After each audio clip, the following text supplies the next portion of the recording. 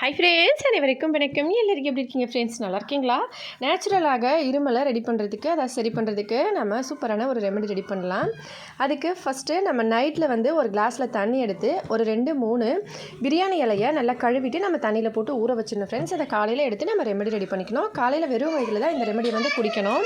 இப்போ இதை அப்படியே வச்சுக்கலாம், கொஞ்சம் நேரம் இருக்கட்டும். நான் இதை ஃபஸ்ட்டு கழுவிட்டு தான் அதுக்கப்புறமா ஊற வச்சுருந்தேன். இப்போ இந்த தண்ணி எடுத்து அப்படியே ஒரு சாஸ்பேனில் ஊற்றிட்டு ஒரு துண்டு இஞ்சியை நல்லா இந்த மாதிரி கழுவிட்டு ஒன்றும் அதிகமாக நசுக்கி போட்டுக்கலாம். ஒரு துண்டு கல்கண்டு, இந்த கல்கண்டு கொஞ்சம் பெருசாக இருக்குது. நான் இதை உடச்சி பாதியாக எடுத்துக்கிறேன். இனிப்புக்கு தேவையான அளவுக்கு நம்ம கல்கண்டை சேர்த்துக்கலாம் ஃப்ரெண்ட்ஸ். இப்போ நான் இதை கல்கண்டை பாதியாக உடச்சி கொண்டு வந்துடுறேன். உடச்ச அப்புறமா இந்த கல்கண்டையும் இதோட சேர்த்துக்கலாம்.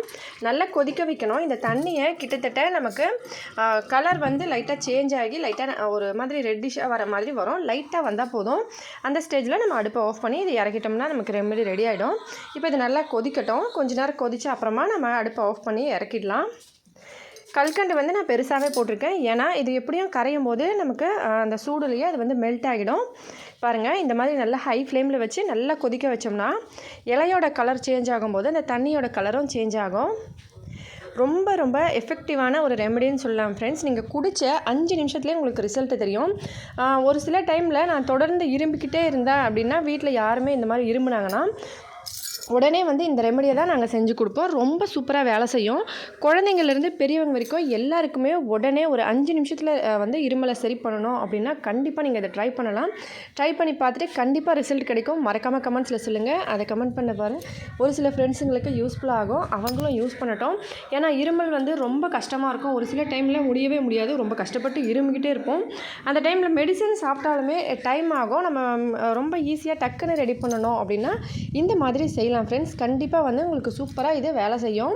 இந்த மாதிரி ஃபஸ்ட்டு நாள் காலையில் வெறும் வயிற்றில் குடிச்சிருங்க. உங்களுக்கு முழுசாக சரியாக போயிடுச்சு அப்படின்னா நீங்கள் மறுபடியும் அதை ட்ரை பண்ண தேவையில்லை.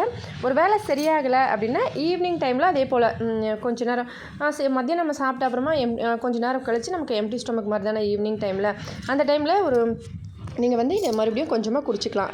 எவ்வளோ அளவுனா ஒரு டீ குடிக்கிற அளவுக்கு நம்ம குடித்தோம்னா போதும். மற்றபடி இதில் எதுவுமே அளவு கிடையாது ஃப்ரெண்ட்ஸ். கண்டிப்பாக ட்ரை பண்ணி பார்த்துட்டு மறக்காமல் கமெண்ட்ஸில் எப்படி இருந்ததுன்னு சொல்லுங்கள். வீடியோ பிடிச்சிருந்தால் லைக் பண்ணுங்கள், ஷேர் பண்ணுங்கள், நம்ம சேனலை சப்ஸ்கிரைப் பண்ணிக்கோங்க.